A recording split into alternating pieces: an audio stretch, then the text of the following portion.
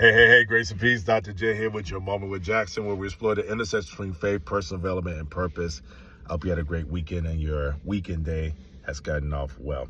So we started off last week talking about the fragility of reputation. This week, I want to kind of focus more on what do you do when your reputation or your name is being discussed negatively. So I had a situation in one of my career assignments where my leader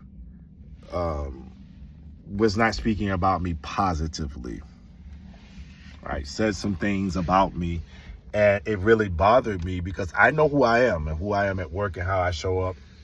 And several leaders, high-level leaders, were essential to this role that I got. And when these things were said and some decisions were made, I was so upset, not just from being mischaracterized by this leader, but by the fact that it could have affected people who put their name on me. See, you have to be mindful that some opportunities that you come across is because somebody else leveraged their name and their relationships for you, which is why we have to be careful how we handle situations.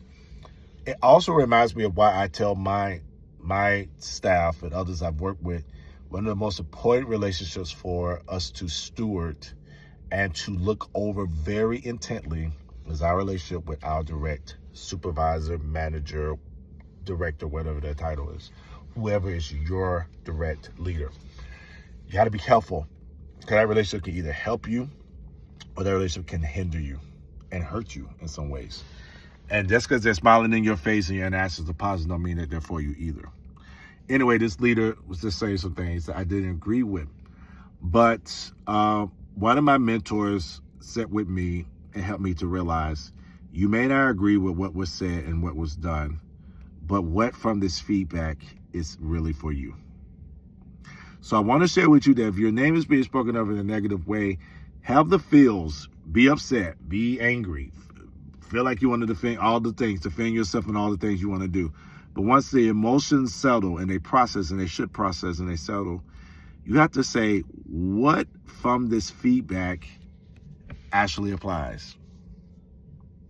Yeah, because something in there applies. You may not want to hear that.